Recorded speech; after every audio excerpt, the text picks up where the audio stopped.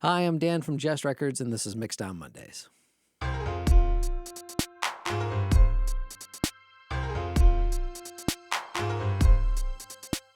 Last week, we talked about master bus compression.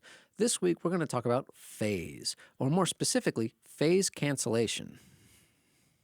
So phase in audio terms refers to the sound waves, or air pressure that is created through vibration. That's also what determines frequency, which is the rate or speed that the air pressure oscillates or completes the wave cycle.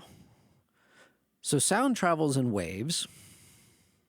There's a peak and a trough, and the point from the first peak to the second peak, or the first trough to the second trough, is called a wavelength. Phase is the location in a wavelength. When audio is in phase, it can increase or decrease amplitude, depending on whether the frequencies are matching or not. Now, when the audio is out of phase and in the same frequency, we get phase cancellation, which is basically how noise-canceling headphones work. In recording, we often need to check phase to make sure we can hear the audio. That's why your preamp has a switch or a button that can change polarity. That switch or button will invert the phase while it's processing the audio and captured in your DAW. You can also change polarity in the DAW itself.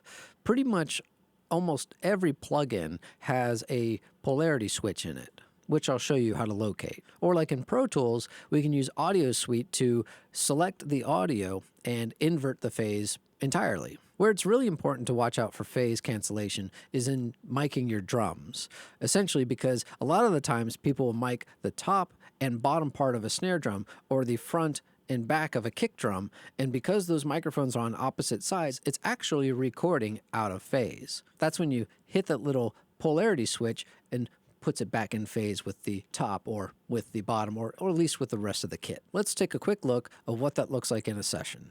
Here we have a song called Keep It On. It's written by Jon Wolff, and it's performed by Jon Wolff and Adam Fitz. This is back when Adam Fitz was doing a lot of duets with local Pittsburgh artists. Now, something interesting about this is we actually tracked this live. Both instruments played at the same time. Both singers had microphones, so we had a live mic, a DI, a live mic, a DI, a vocal mic, and another vocal mic. But what happens is when you have two live mics and two artists singing at the same time, you get a lot of microphone bleed.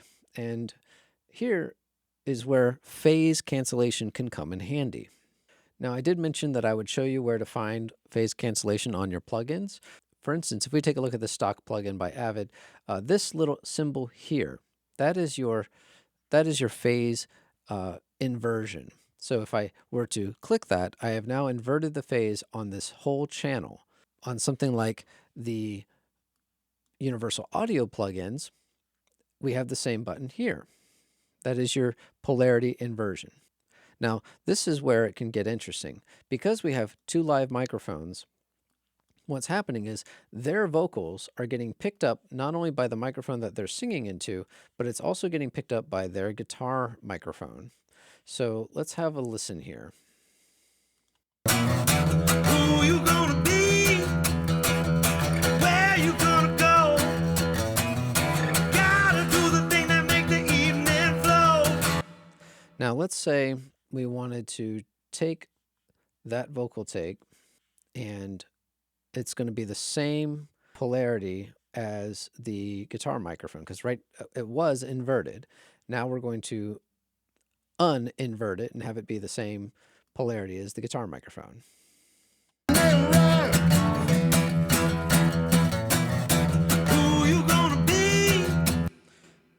The guitar seems a little bit louder. It's because the guitar getting picked up by the vocal microphone is in the same frequency as the guitar being picked up by the guitar microphone. So let's just have a quick back and forth on that.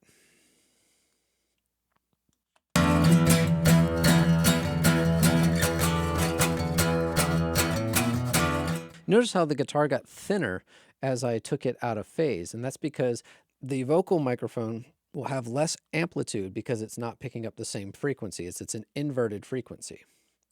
So that's a good way to help the vocals stand out a little bit more. Who you gonna be?